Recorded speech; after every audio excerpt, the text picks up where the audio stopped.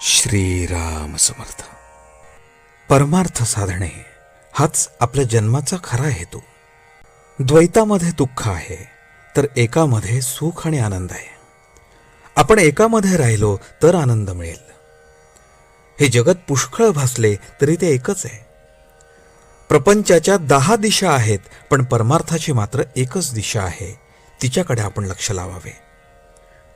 काही न करणे अर्थात मनाने हाच खरा परमार्थ होय. परमार्थामध्ये उपाधी मुळीच नाही. नाही म्हणजे किती नाही, तर मी सुद्धा तिथे नाही. प्रपंच हा द्वैत आहे, त्याचे अवडंबर मोठे असणारच. आपल्याला आपल्या जगण्याचा अंतिम हेतू जोपर्यंत कळला नाही तोपर्यंत प्रपंच करणे हेच ध्येय आपण समजतो. वास्तविक मनुष्य प्राणी हा देह आणि मन दोन्ही मिळून आहे. म्हणून त्याने ऐहिक आणि पारलौकिक दोन्ही गोष्टी साधल्या पाहिजेत.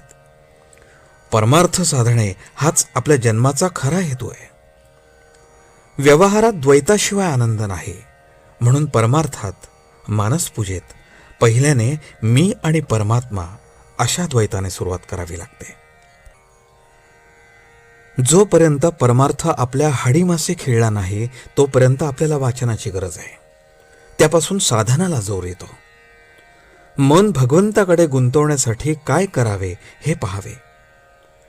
एक बाप आपल्या मुलाला पोहायला शिकवत होता.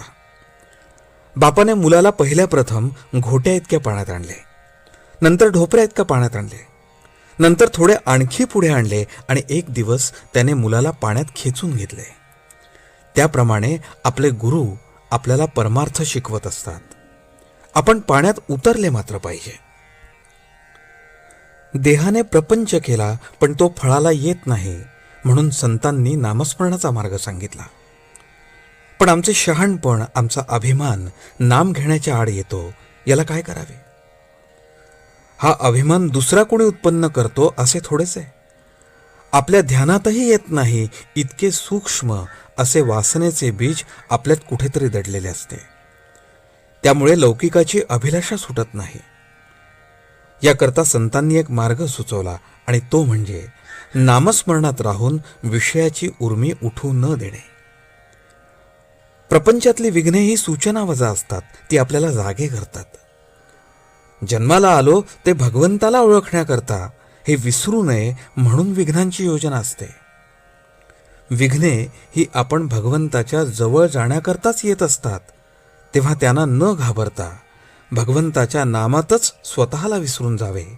हाच परमार्थाचा सोपा मार्ग आहे. आजचे बोधवचन. जिथे आळस माजला तिथे परमार्थ बुडाला. जानकी जीवन स्मरण. जय जय राम.